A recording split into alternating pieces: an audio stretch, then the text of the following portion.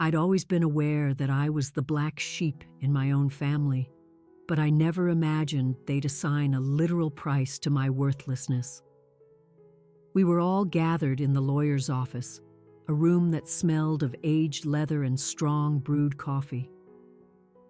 Mr. Davies read my sister Chloe's name from the document first, $7.2 million. My parents practically glowed with pride. My father let out an audible clap. Then Mr. Davies announced my name, to Alexandra Pierce, the sum of $1. The room fell silent, but only for a moment. My father shot me a smirk. He stared directly into my eyes and said, "Go on, earn your own, Alex." My mother, meanwhile, couldn't even be bothered to look my way. She was too occupied stroking Chloe's arm, adding with a dismissive air, "Some children just don't stack up. It's for the best she learns that now." And then they laughed. It wasn't a nervous, uncomfortable laugh. It was a joyful, cruel sound. They found it hilarious to leave me with a single piece of paper worth less than a pack of gum. I didn't let a tear fall. I didn't raise my voice. I just fixed my gaze on the dollar bill, resting on the polished mahogany table. But what they missed, in their moment of glee, was what Mr. Davies did next. As they were celebrating, he slid a thick, sealed manila envelope across the table toward me. It was addressed to Alexandra only. Leaning in, he whispered, "Read this when you're alone." Before we get any further into this, please take a moment to like this video, subscribe to the channel, and let me know in the comments where in the world you're tuning in from. The drive from the lawyer's office to the lake house was suffocatingly quiet. My parents sat up front in their luxury SUV. Chloe sat beside me in the back, her face illuminated by her phone as she, no doubt, browsed for mansions or sports cars she could now afford with her $7.2 million. Every so often, a little giggle or a contented sigh would escape her lips. My father switched on the radio, humming along to some old rock anthem. He tapped a rhythm on the steering wheel, looking utterly content. He seemed lighter, as if a tremendous burden had been lifted from his shoulders. My mother stared out the window, but I could see her smiling reflection in the glass.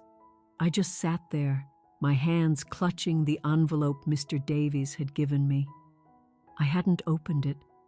I wouldn't give them the satisfaction of seeing me open it in their presence.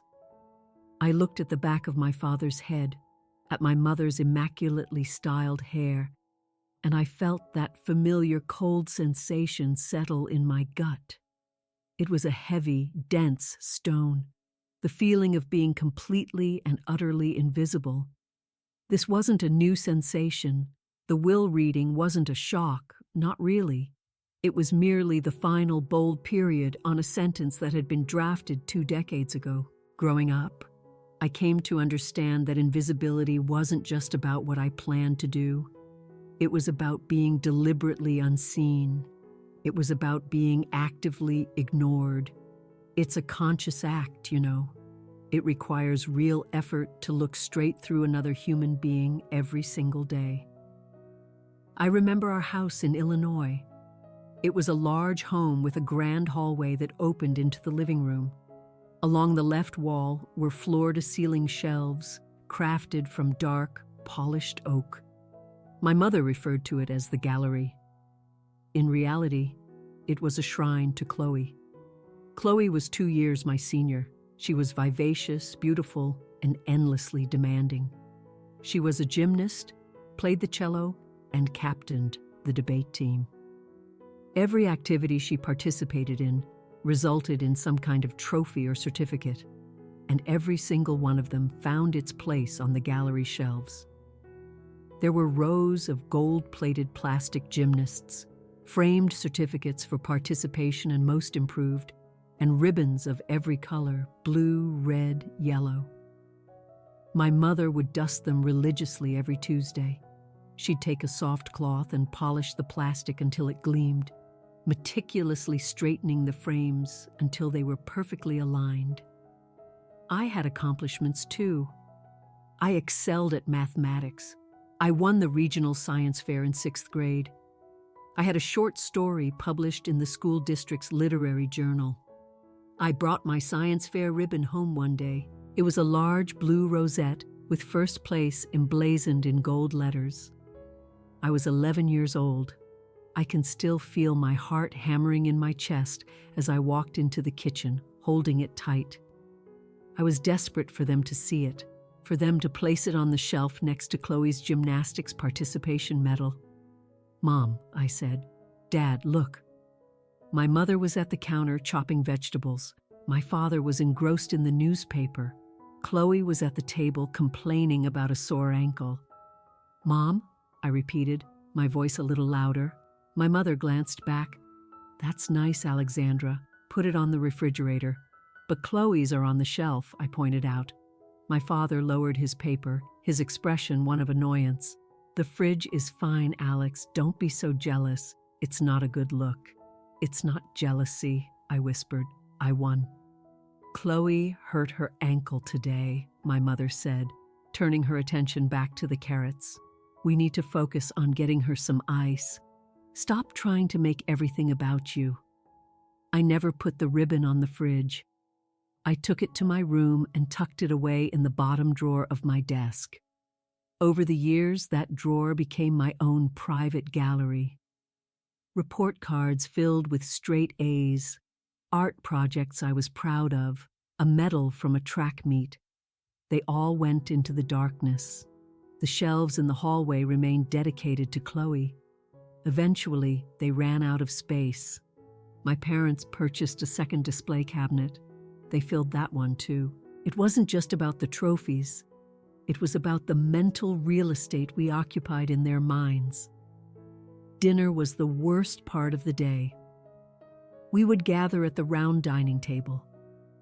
My father would always serve the meal. He'd consistently give Chloe the best piece of steak, the one perfectly seared. I'd get the end piece, the one that was a bit too tough. It was a small thing, but it was a nightly ritual. "So Chloe," my father would begin, "tell us about your day." And Chloe would talk. She'd talk for what felt like an eternity about her coach, her friends, a girl she despised, a boy she had a crush on. My parents would listen, enthralled. They'd nod, ask follow-up questions, and laugh at her jokes, even the ones that weren't funny. When she finally paused to eat or breathe, a thick silence would descend upon the table. I'd wait.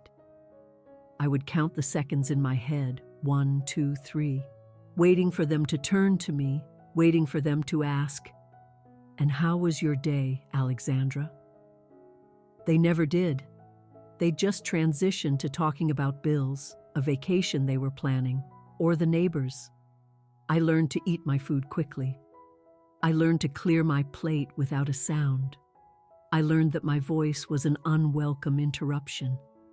There was a single moment that carved this reality into stone for me. I was 17. It was time for my junior prom. Chloe had gone to her prom 2 years prior. My parents had taken her to a fancy boutique in Chicago. They'd bought her a designer dress that cost over $500.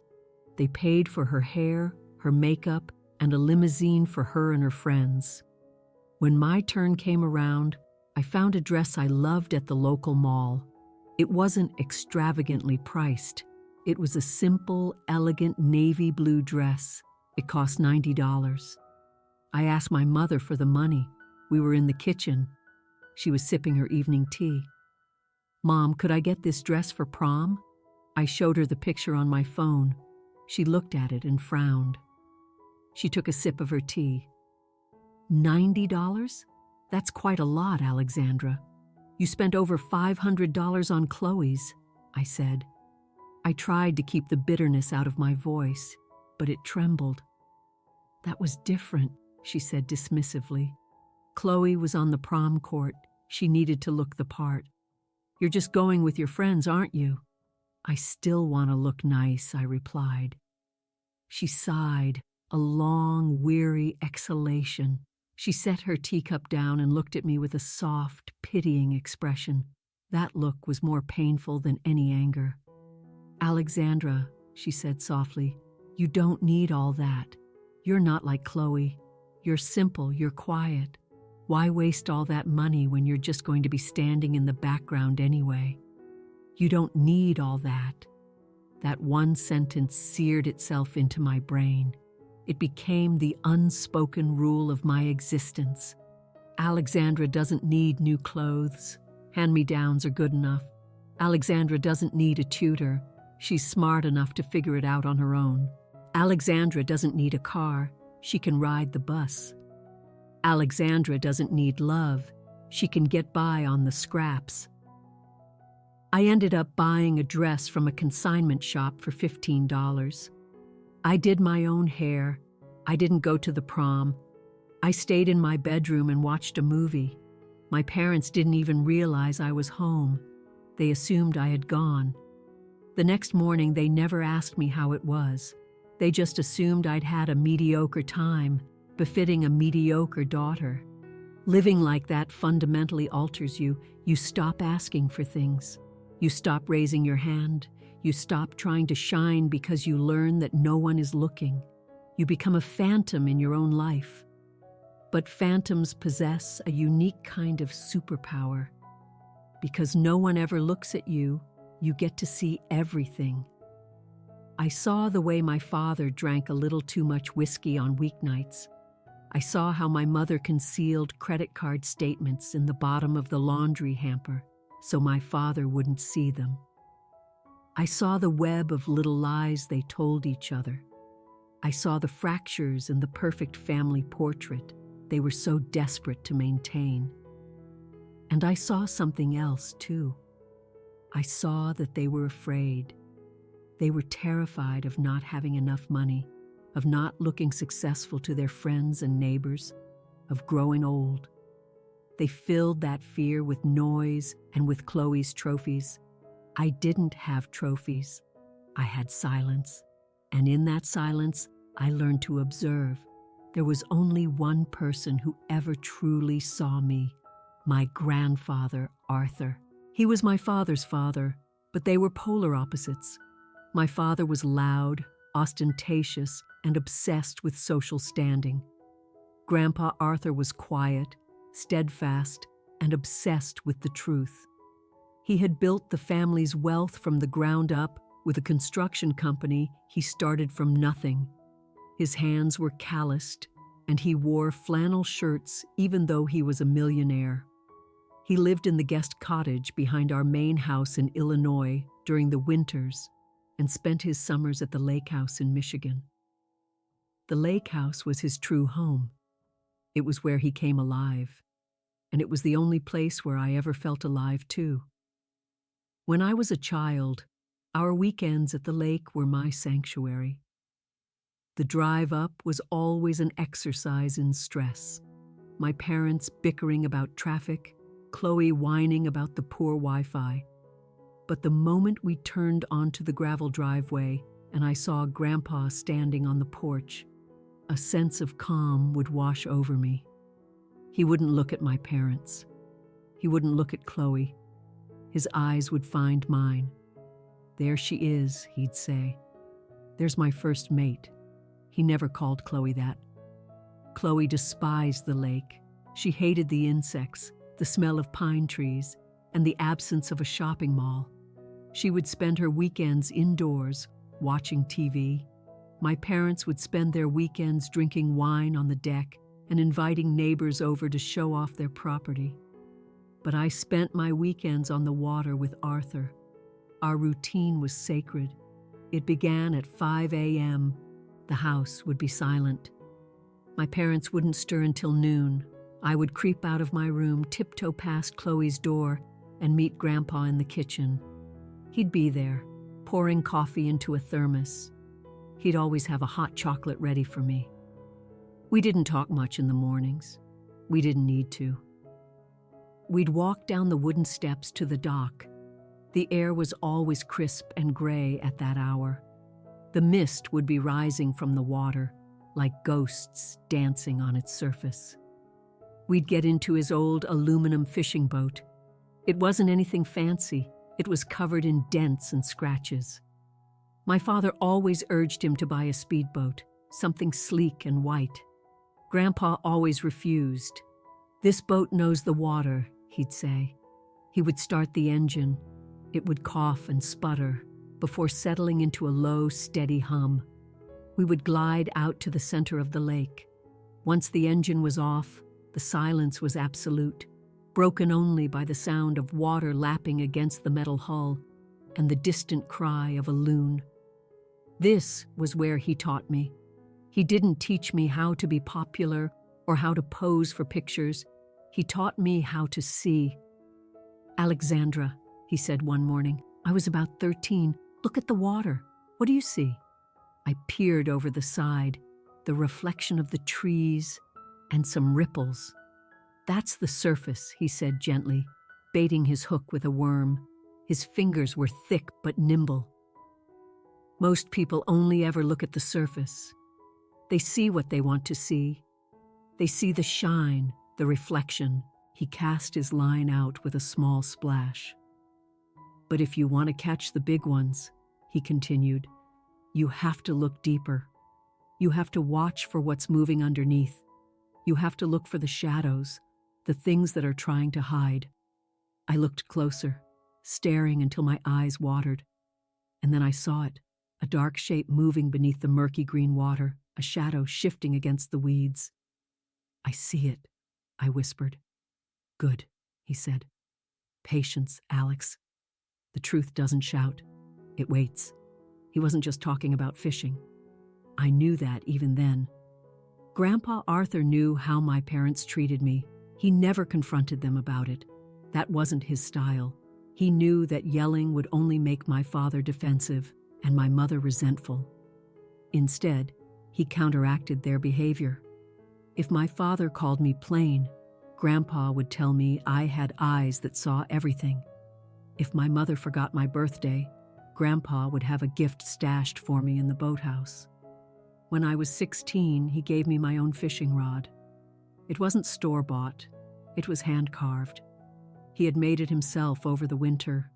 The wood was polished and smooth as glass, with a cork handle that fit my hand perfectly. Near the reel, he had carved my initials, a P. "This is for you," he said. "Not for your dad to borrow.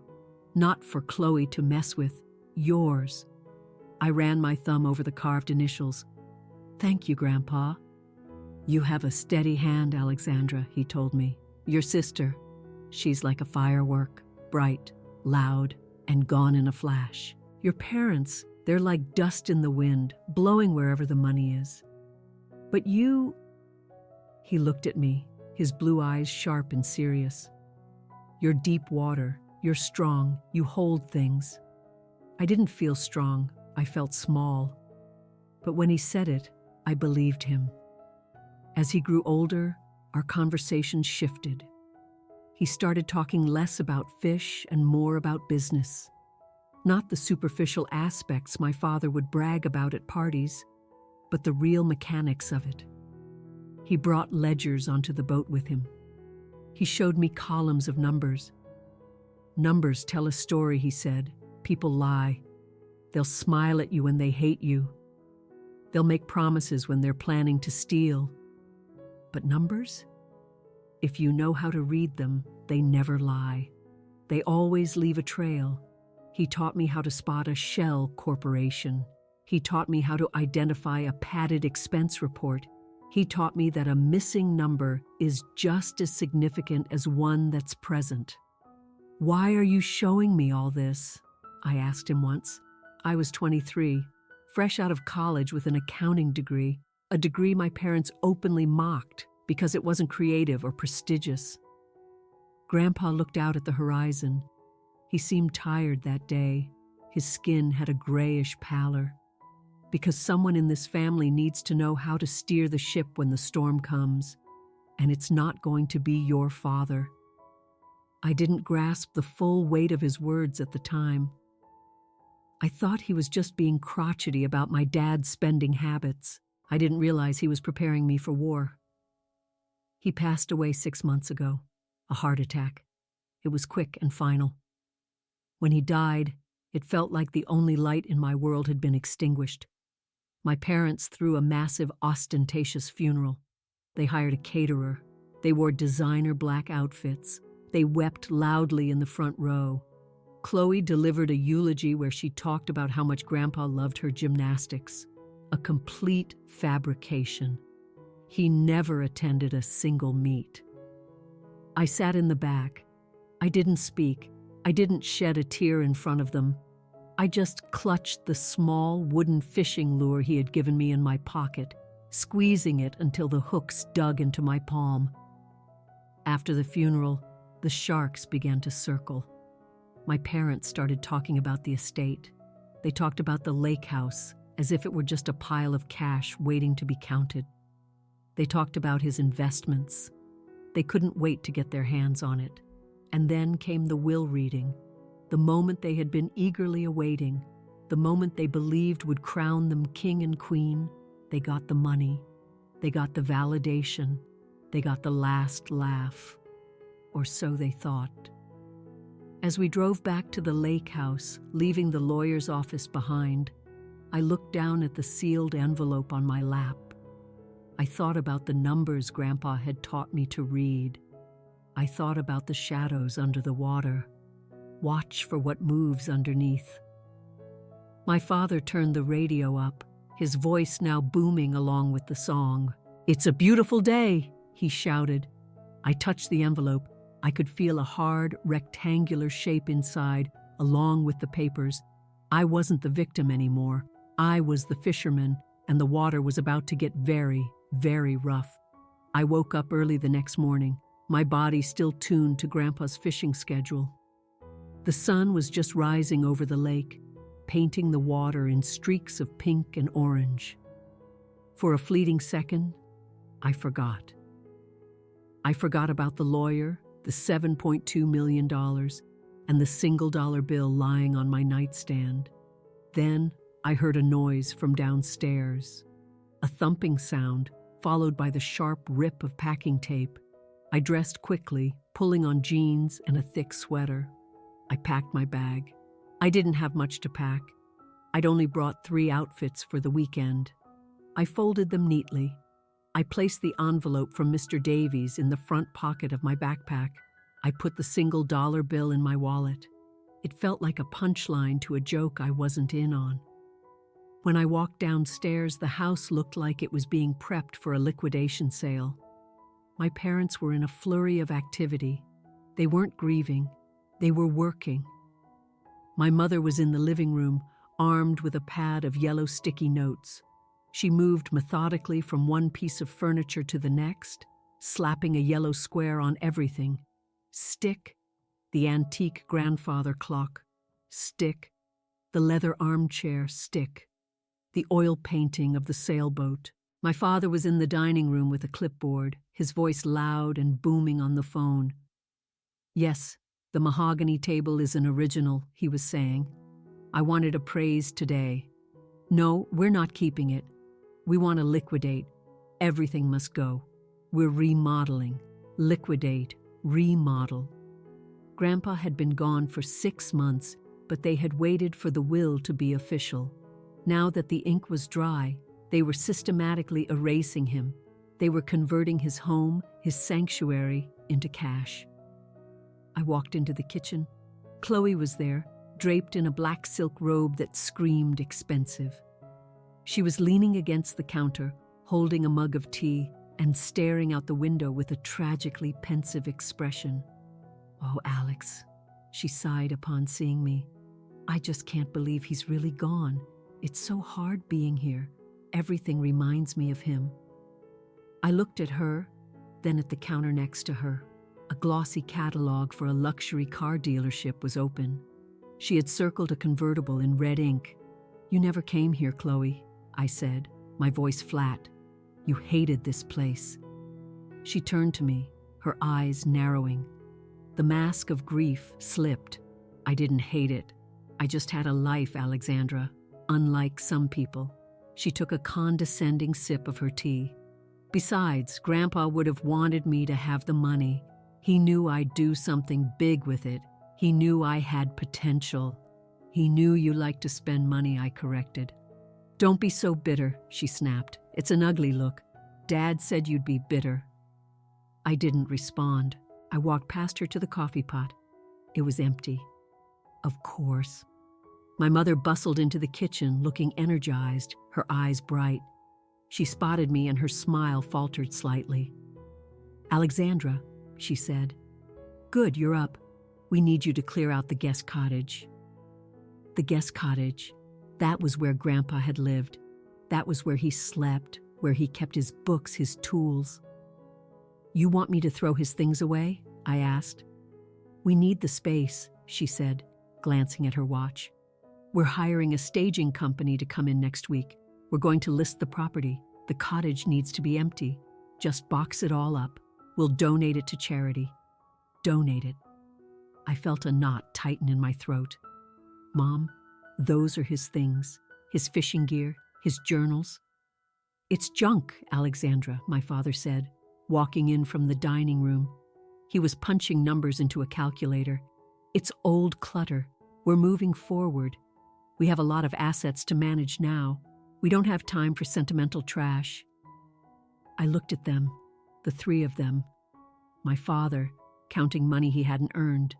My mother, tagging furniture like a vulture circling a carcass.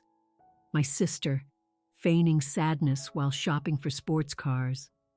They were a unit, a tight, selfish circle. And I was standing on the outside. I reached into my pocket. My fingers brushed against the brass key I had found inside the envelope the night before. I hadn't used it yet. I hadn't told them about it. I'm not going to clean out the cottage, I said.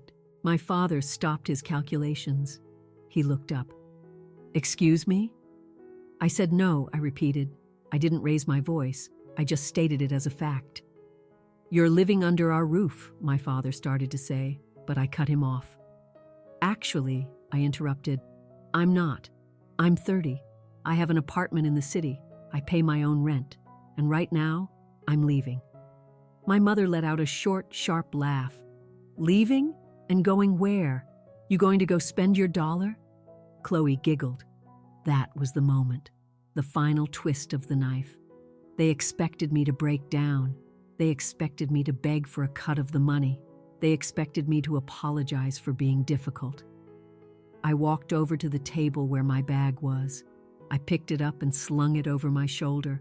I'm going to go earn my own, I said, throwing my father's words back at him. I looked at my mother. You're right. I don't need much. I turned my back on them. My father yelled something angry as I walked to the door, but I didn't stop. I walked out of the kitchen, down the hall where the sticky notes looked like yellow sores on the furniture, and out the front door. I got into my old sedan. It had a patch of rust on the bumper and over 150,000 miles on the engine. I started it up. I didn't drive back to the city. I drove down the long gravel driveway, but instead of turning left toward the highway, I turned right. I drove 2 miles down the road to the Lakeside Inn. It was a cheap motel that smelled of pine cleaner and stale cigarettes. Grandpa and I used to have breakfast there sometimes because he loved their pancakes. I checked into a room. I paid for 3 nights in cash. I sat on the edge of the lumpy bed. The room was quiet. No sticky notes, no fake tears. Just me and the low hum of the mini fridge. I took the envelope out of my bag and emptied its contents onto the faded bedspread. The dollar bill, the letter, the brass key. I picked up the key. It was heavy, old-fashioned. I knew exactly what it opened. But first, I needed to understand why. I unfolded the letter. I had skimmed it in the car, but now I needed to study it. The handwriting was shaky. Grandpa had written it near the end. Alexandra, if you are reading this, it means they've done exactly what I expected. They have taken the gold and left you the dust. Do not worry. Gold is heavy, but dust gets into everything. They think I didn't see. They think I was just an old man staring at the lake. But you and I know better. We look under the surface. You are the only one who knows the value of a hard day's work. You are the only one who knows that the truth is in the numbers. Start where the truth was first bent. Below his signature was a string of dates and numbers. It wasn't a phone number or a bank account. October 15th, 2019, 5000, 11-02-2019-1, 2500C, 01-20-20-4, 5000 ADV. There were pages of them, 3 sheets of legal pad paper covered in his sprawling handwriting. I took a deep breath. I opened my laptop and connected to the motel's sluggish Wi-Fi. I was an accountant. My parents laughed at my profession. They called me a boring bean counter, but beans add up, and right now I was about to count every single one. The motel room was dark, the only illumination coming from the glowing screen of my laptop. It was 3 a.m. I had been working for 10 hours straight. My eyes burned and my back ached. 3 empty coffee cups stood on the nightstand, but I couldn't stop. Grandpa's letter wasn't just a farewell, it was a roadmap. The phrase, "Start where the truth was first bent," echoed in my mind. I mulled it over for an hour. Where was the truth first bent? Then my eyes fell on the first date on the list, October 15th, 2019. I remembered that date. That was the year Grandpa first got seriously ill. He had a bad case of pneumonia and was hospitalized for 2 weeks. My father had taken temporary control of the family finances to help out. That was the bend. I looked at the number next to the date, 5000. I logged into the public records database using the skills from my fraud detection certification, another qualification my parents didn't know I had. I pulled up the filings for my father's consulting firm, Pierce Solutions. On October 15th, 2019, Pierce Solutions had received a payment of $5,000 from the Arthur Pierce Trust. The memo line read, "Maintenance consultation." I frowned. Grandpa never needed a consultant for maintenance. He fixed everything himself or hired Old Man Miller from down the road for $20 an hour. I moved to the next entry. November 2nd, 2019, 1250C. Another payment, this time for $12,500, to a company called Chloe Designs, see Chloe Pierce. My sister had briefly launched an interior design business that year. It lasted all of 3 months before she lost interest. She had 0 clients, but according to these records, Grandpa's trust had paid her $12,500 for a design retainer. A cold chill ran down my spine. It wasn't the air conditioning, it was the dawning horror of what I was looking at. They hadn't just waited for him to die. They had been bleeding him dry while he was still alive.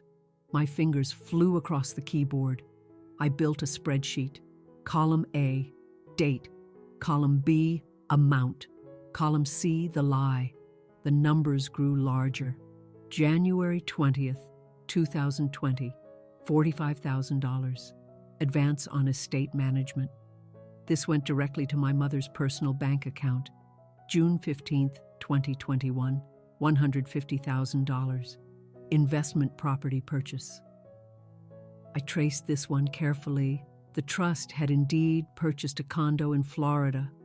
But when I pulled the deed, the condo wasn't in Grandpa's name. It was in my father's. He had used Grandpa's money to buy himself a vacation home and had buried the transaction deep in the ledgers under portfolio diversification. My heart was pounding in my chest. This wasn't just greed. This was embezzlement. This was elder abuse. This was a crime. Grandpa had known. I looked at the sheets of paper again. He had meticulously documented every single one of these transactions. He must have sat in his study late at night, comparing his bank statements to the lies my father was feeding him. He saw the money disappearing. He saw his own son stealing from him.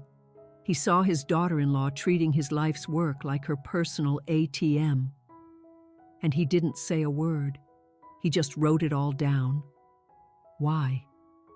Why didn't he call the police? Why didn't he fire them?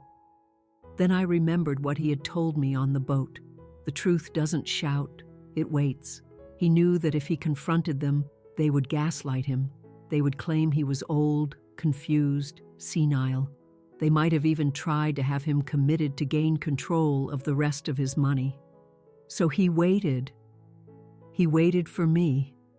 I looked at the total at the bottom of my spreadsheet. Over 5 years, they had siphoned off nearly $2 million, and that was before the will.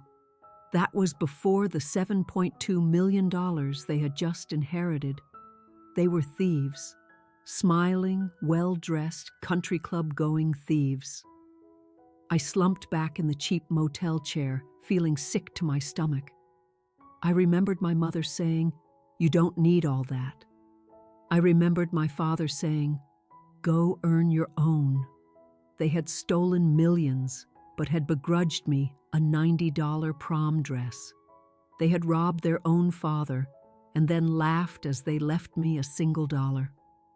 The anger that surged through me wasn't the hot, tearful anger of my childhood. This was different. This was cold. This was hard. This was the deep water Grandpa had talked about. I looked at the brass key again. The numbers on the paper were the proof of the crime, but they were just numbers. To truly nail them, to make the charges stick, I needed the smoking gun. I knew where the key went. In Grandpa's study, in the main house, there was a cabinet, a tall, locked cabinet in the corner. My mother hated it, called it an eyesore. She had tried to get him to throw it out for years. He always said, "That's where I keep my old tax papers. It stays locked." My parents were in that house right now, sleeping in their beds upstairs, likely dreaming of how to spend their millions. I checked the time. 4:15 a.m. The sun wouldn't be up for another couple of hours. The lake house would be dead silent. My father slept like a log after his celebratory scotch. I closed my laptop. I put the papers back in the envelope. I slipped the brass key into my jeans pocket. I stood up. I wasn't Alexandra, the invisible daughter, anymore. I wasn't the victim. I was the auditor, and I was going to work. I grabbed my car keys and opened the motel door. The night air was sharp and cold. As I walked to my car, the gravel crunched softly under my boots. I wasn't afraid. It was time to go back to the house.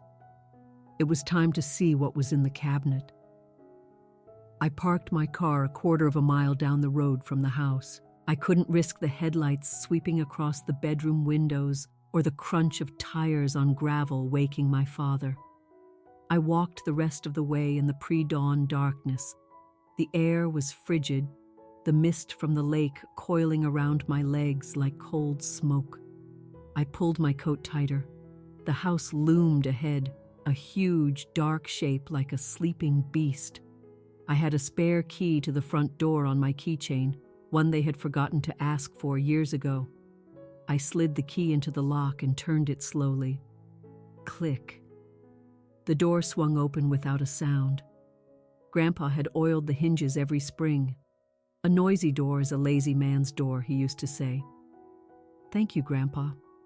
I stepped inside. The air was thick with the smell of stale wine and expensive perfume, the lingering scent of their celebration. I stood perfectly still in the hallway for a full minute, listening. I could hear the rhythmic snoring of my father from the master suite upstairs and the low hum of the refrigerator. I began to move. I didn't walk normally. I moved the way I had my entire childhood, on the balls of my feet, shifting my weight with practiced care, making myself weightless. A ghost in my own home. I went straight to the study. It was at the back of the house, with a large window overlooking the lake. This was Grandpa's room. My mother had already started her conquest, leaving yellow sticky notes on his leather chair and his antique globe. I ignored them and went to the corner. There it was, the tall, dark wood cabinet. It looked like an ordinary piece of office furniture, but I knew it was custom built. I took the heavy brass key from my pocket. My hand was shaking slightly. I took a deep, steadying breath. Focus, do the work. I slid the key into the lock. It turned with a satisfying thunk. I pulled the doors open. Inside was not a mess, but a meticulously organized library of evidence. There were 3 shelves. The top shelf held binders, each labeled by year. The middle shelf held loose papers and legal pads. The bottom shelf held a small black metal box and a digital video camera. I pulled out the binder labeled 2022 and opened it. It wasn't just receipts, it was a diary of theft. Grandpa had printed out emails my father had sent him, emails where he claimed to need money for emergency repairs or legal retainers. Next to the emails, Grandpa had written in red ink, "No repairs were done. This is a lie." He had kept every fake invoice, every fraudulent document. In one of the legal pads, I found a diary entry. E&T came by today with a document, a transfer of deed for the south lot. I told them I was tired and would sign later. She got angry. She has no poker face. Tears pricked my eyes. He had been fighting them all alone. He had lived in this house, eaten dinner with them, gone fishing with me, all while knowing they were robbing him blind. I looked at the bottom shelf, the camera. It was a high-end model, small but powerful. I picked it up. A battery pack was attached. I turned it on. The screen flickered to life. I pressed the play button. The video that appeared on the small screen made my blood run cold. The timestamp was from 3 months ago. The camera angle was from the bookshelf, looking down at the desk. Grandpa must have hidden it there. In the video, Grandpa was sitting in his chair, looking frail. My father and mother were standing over him. "Just sign it, Dad," my father said, his voice aggressive. "Stop being difficult. It's just an authorization form." "I want to read it," Grandpa said, his voice weak but stubborn. "We don't have time for you to read 40 pages, my mother snapped, slamming her hand on the desk. "We are trying to protect your assets. Do you want the government to take everything? Sign it." I don't know," Grandpa said. My father leaned in close, placing a hand on Grandpa's shoulder. It wasn't a comforting gesture. It was heavy, a threat. "You're confused, Arthur," my father said. "Your mind isn't what it used to be. You need us to handle this. If you don't sign, we'll have to declare you incompetent. Do you want that? Do you want to go to a home?" On the screen, I watched Grandpa shrink back, his face filled with terror. He picked up the pen. He signed. My father snatched the paper away. Finally, he muttered. The video ended. I stared at the black screen, my hands gripping the camera so tightly my knuckles turned white. That wasn't just theft. That was coercion. They had threatened to lock him away to get his signature. They had terrorized an old man in his own home. And he had recorded it all. He knew he couldn't fight them physically. He knew they would gaslight him if he spoke up. So, he let the camera be his witness. I looked at the brass key in my hand. He hadn't just given me an inheritance. He had given me the weapon to destroy them. I didn't have much time. The sun would be rising soon. I needed to secure the evidence, but I couldn't just take it. If they woke up to an empty cabinet, they'd panic, lawyer up, and destroy any other proof. Grandpa's letter said, "Truth doesn't shout, it waits." I had to be patient. I had to let them walk right into the trap. I sat on the floor of the study and opened my laptop. I pulled a high-speed portable hard drive from my backpack, something I used for my accounting work. I removed the SD card from the camera and inserted it into my laptop. There were over 50 video files, hours of footage. I copied every single one to my hard drive. Then I copied them again to a secure cloud server, and then again to a USB stick on my keychain. Triple backup. Next, the documents. I couldn't scan everything. There was too much. I used a scanning app on my phone. Snap, turn page, snap, turn page. I focused on the most damning evidence: the red ink ledgers, the diary entries, the forged signatures. My heart was hammering against my ribs. Every creak of the house made me freeze. At one point, I heard footsteps directly above me. I held my breath. The floorboards groaned. It was my father, walking to the bathroom. I heard the toilet flush, the water run, and then his footsteps returning to bed. I waited another minute to be sure before resuming my work. It took me an hour. By the time I was finished, I had digital copies of everything. I had enough evidence to send them to prison, let alone contest a will. Now came the hardest part, putting it all back. I had to be meticulous. I placed the binders back on the top shelf in their exact order. I stacked the legal pads on the middle shelf, aligning the edges perfectly with the dust marks. I put the SD card back in the camera, wiped my fingerprints off the body with my sleeve, and placed it back on the bottom shelf. I paused. Grandpa had left the camera on the bookshelf to record them, but stored it in the cabinet.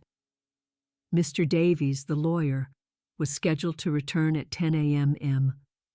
My parents had called him to expedite the asset transfer. They wanted their money now. I needed to be ready. I closed the cabinet doors and locked them with the brass key. I stood up and surveyed the room, checking the floor for footprints, the desk for any disturbed pens or coasters. It looked exactly as it had when I entered. A tomb of secrets waiting to be opened. I slipped out of the study. The hallway was gray now, the first morning light filtering through the windows. The sticky notes on the furniture looked like jaundiced eyes watching me. I walked to the front door, opened it inch by inch, and stepped out onto the porch. The cold air hit my face, drying the sweat on my forehead. I locked the door behind me and walked back down the driveway, the gravel crunching softly. I didn't run. I walked with a steady, purposeful rhythm. I got into my car and sat for a moment, my hands on the steering wheel, looking at the house in the rearview mirror. My parents were still asleep, dreaming of yachts and penthouses. They thought they had won. They thought they had erased Arthur Pierce and discarded Alexandra Pierce. They didn't know the house was now a courtroom, and the trial was about to begin. I started the engine and drove back to the motel to shower and change. I had to put on my armor. I had a black suit in my bag, one I'd always hated because my mother said it made me look severe. Today, I wanted to look severe. I touched the brass key in my pocket one last time. "Truth waits," Grandpa had said. Well, the wait was over. I arrived back at the lake house at 9:55 a.m. My parents' gleaming SUV was there too. I walked up the steps, dressed in my black suit, my hair pulled back in a tight bun. I carried my laptop bag and the original envelope. When I entered the living room, the scene was already set. My parents were on the long white sofa, my father in a polo shirt and khakis, my mother in a floral dress sipping coffee. Chloe was scrolling on her phone, looking bored. Mr. Davies sat in the armchair opposite them, his briefcase open on his lap. My entrance instantly changed the atmosphere. Alexandra. My mother frowned, setting down her coffee. "What are you doing here?" I thought you left to go earn your own? Yeah, Chloe laughed. Did you spend your dollar already? My father sighed, looking annoyed. If you're here to beg for money, Alex, save your breath. The will is sealed. I didn't respond to them. I walked into the room and stood beside Mr. Davies. Good morning, Mr. Davies, I said. Mr. Davies looked up, his expression serious. He nodded at me. Miss Pierce, you're right on time. My father's eyes narrowed. On time for what? For the second part of the reading, Mr. Davies said calmly. Second part? My father sat up straighter. There is no second part. We read the will. It's done. The will had a contingency clause, Mr. Davies stated, reaching into his briefcase and pulling out a remote control. Arthur was very specific. If Alexandra returned with the key, we were to proceed to step 2. Key? My mother looked at me. What key? I reached into my pocket and pulled out the heavy brass key. I held it up so the light caught the metal. My father's face went pale. He recognized it. He knew exactly what it opened. That's from the study, he stammered. You broke into the study? I didn't break in, I said. I was invited. Mr. Davies pointed the remote at the large flat-screen TV mounted above the fireplace. Arthur left a video message. He wanted you all to see it together. This is ridiculous, my mother said, standing up. I'm not watching this. Arthur was senile. Whatever he said, it doesn't matter. Sit down, Elaine, Mr. Davies commanded. His voice was sharp as a whip crack. It wasn't a request. My mother slowly sat back down. Mr. Davies pressed play. The screen flickered, and Grandpa's face appeared. He was sitting in his study, the lake visible behind him. He looked healthier, stronger.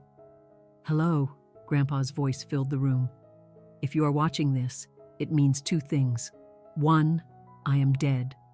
And 2, Alexandra has found the truth. My parents were frozen. Chloe finally looked up from her phone. Thomas. Elaine, Grandpa continued, looking directly into the camera. You spent the last 5 years waiting for me to die. You thought I didn't see you stealing from the trust. You thought I didn't notice the fake invoices, the shell companies, the coercion. This is a lie, my father shouted, jumping to his feet. Turn it off. Sit down, Mr. Pierce, Mr. Davies said, or I will call the sheriff. He is waiting outside in his car. My father collapsed back onto the sofa as if his strings had been cut. He looked like he was going to be sick. On the screen, Grandpa held up a binder. I have recorded everything, every dollar you stole, every document you forced me to sign. It is all in the cabinet. Then the video cut. The screen changed. It was the footage from the hidden camera, the footage I had watched last night. The room watched in stunned silence as the video played. They watched my father threatening Grandpa.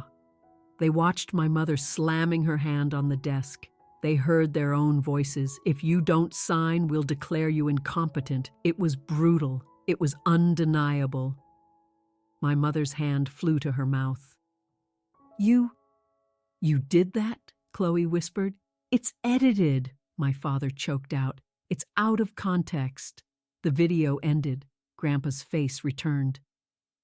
Because of this gross misconduct, Grandpa said, his voice firm, I am invoking the Slayer Rule Clause in my estate planning.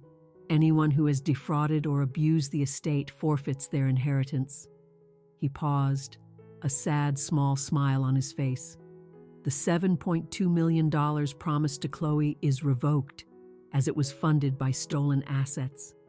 The lake house, the investments, and the control of the Pierce Foundation are hereby transferred to the only person who never asked me for a dime. He looked right at the camera, to Alexandra Pierce. The screen went black. The silence in the room was so heavy it felt like the air had been sucked out. Mr. Davies closed his briefcase and placed a stack of papers on the coffee table. These are the transfer documents, he said. The police have already been given copies of the evidence found in the cabinet. The district attorney is reviewing them for charges of elder abuse, fraud, and embezzlement. I looked at them. My father wouldn't meet my gaze. He was staring at his hands. He looked old. All the bluster and arrogance had vanished. He was just a small, scared man who had been caught. Chloe was shaking. But what about my money? I put a deposit on a condo. I ordered a car. You don't have any money, Chloe, I said. You never did. It was Grandpa's money. But I didn't do anything, she wailed. I didn't steal. Why am I being punished? You watched, I said coolly. You saw how they treated him. You saw how they treated me. And you happily took the checks. You enjoyed the fruit of the poisonous tree. I turned to Mr. Davies. What are the terms? If they contest the will, Mr. Davies said, looking pointedly at my parents, the evidence goes to trial. They will likely face 10 to 15 years in prison. If they accept the terms, they leave with nothing. The estate will not press criminal charges, provided they vacate all properties immediately and sign a full confession of guilt for the civil record. My father looked up, his eyes red-rimmed. Nothing? You're leaving us with nothing? Alex, we're your parents, and he was your father, I said. Did that stop you? He flinched. You gave me $1, I said. You told me to go earn my own. Well, I did. I earned this by paying attention when you didn't. I reached into my pocket and pulled out the single dollar bill they had given me the day before. I placed it gently on the table in front of my father. Here, I said, start with this. I didn't yell, I didn't scream, I didn't flip the table. Grandpa was right. The truth didn't need to shout. Its weight was enough to crush them. My father's hand shook as he reached for the pen Mr. Davies held out. He signed the papers. My mother signed next, her tears smudging the ink. Chloe didn't have to sign anything. She just sat there, the realization dawning on her that her golden future had just evaporated. You have 1 hour to vacate the premises, Mr. Davies announced. The locks will be changed at noon. An hour later, they were gone. They crammed their SUV with whatever clothes they could fit. There was no room for the furniture, the art, or the trophies. They drove away in a cloud of gravel dust, already arguing before they even reached the main road. I stood on the porch and watched them go. I felt light. It wasn't a sudden burst of joy, but a deep, quiet relief. The stone in my stomach was gone. The cloak of invisibility I had worn for 30 years had dissolved. I walked through the house, pulling the yellow sticky notes off the furniture. Rip, off the clock. Rip, the armchair. Rip, the globe. I balled them up and threw them in the trash. The house could breathe again. I walked out the back door and down the wooden stairs to the dock. The sun was high, the mist had burned off, and the lake was a brilliant, sparkling blue.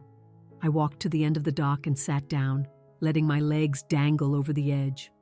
The water was calm. I thought about the future. I had a foundation to run, a fortune to manage. I'd probably sell the big house in Illinois. Too many bad memories lingered there. But I would keep this place. I would fix up the boat. I would cherish the fishing rods. I looked down into the water. I watched the surface, then looked deeper. I saw the weeds swaying in the current and a school of minnows darting by. I did it, Grandpa, I whispered. A gentle breeze rippled across the water. It sounded like a sigh of relief. Still water tells the truth if you know how to listen. For the first time in my life, I didn't have to fight to be heard. I didn't need to prove I existed. I was here. I was the owner of my own life. I took a deep breath of the pine-scented air. Some endings arrive quietly, I said to the lake. Some freedoms, too. I stood up, brushed the dust off my black suit, and turned back toward the house. My house. I had a lot of work to do, and for the first time, I couldn't wait to start.